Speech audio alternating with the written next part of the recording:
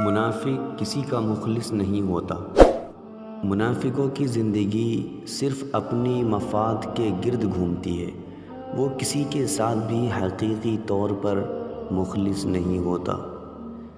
جس کے ساتھ تم ہنستے ہو اسے بھول سکتے ہو، لیکن جس کے ساتھ روئے ہو اس کو تم کبھی نہیں بھول سکتے۔ بے ضبط آنسو جب بہتے ہیں نا، تو یہ نہیں دیکھتے کہ کوئی ہم پر ترس کھائے گا یا ہمدردی دکھائے گا۔ یہ تو بس انجانے دکھ میں بہہ جاتے ہیں، پھر اسے کوئی دکھاوا سمجھے یا شکستگی، دل اور درد کا حال تو بس اللہ بہتر جانتا ہے۔ عورت کی قسمت کا انحصار اس کی خوبصورتی یا تعلیم پر نہیں، بلکہ اس کی زندگی میں شامل ہونے والے مرد پر ہوتا ہے۔ ایک بزرگ سے کسی نے پوچھا، اگر کوئی اپنا ہمیں بھول جائے تو کیا کیا جائے؟ بزرگ نے فرمایا، کوئی اپنا ہو تو وہ کبھی نہیں بھولتا، اور جو بھول جائے وہ اپنا کبھی نہیں ہوتا۔ پڑوسی کے بچوں کی بھوک اور فاقے سے انجان رہنا، اور اس کی بیوی اور بیٹی کی حرکتوں سے واقف رہنا ہمارے معاشرے کا بہترین مشغلہ ہے۔ زندگی ہی گزر گئی سب کو خوش کرنے میں، جو خوش ہوئے وہ اپنے نہیں تھے، اور جو اپنے تھے وہ کبھی خوش ہی نہ ہوئے۔ اچھا وقت اور اچھے لوگ ہر کسی کے مقدر میں نہیں ہوتے۔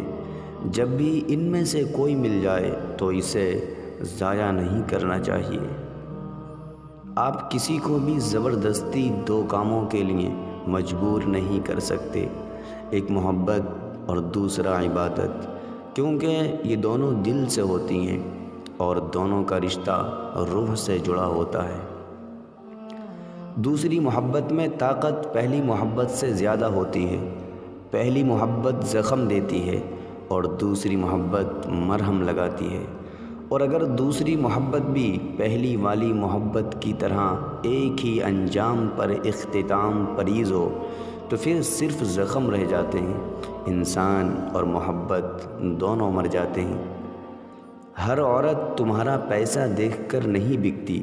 کچھ شہزادیوں کو جیتنے کے لیے تمہیں ترازو کے پلڑے میں دولت نہیں، عزت کی مقدار بڑھانا ہوگی۔ انسانیت وہ چیز ہے جو دشمن کو بھی سہارا دینے پر مجبور کر دیتی ہے، اور احساس وہ چیز ہے جس میں غیروں کا دکھ بھی آپ کو اپنا لگتا ہے۔ اکثر عورتیں اپنی بیٹی کو اپنے داماد کے ساتھ ہنستا مسکراتا دیکھ کر خوشی سے پھولے نہیں سماتی۔ یہی منظر بیٹے اور بہو کا ہو تو موڈ خراب کر لیتی ہیں۔ خدا را ایسا مت کیجیے، کسی کی بیٹی کے لیے بھی ویسا ہی سوچیں جیسا آپ اپنی بیٹی کے لیے سوچتی ہیں۔ کپڑے جسم کو ڈھانپ لیتے ہیں، مگر گفتگو ایک پل میں انسان کو ننگا کر دیتی ہے۔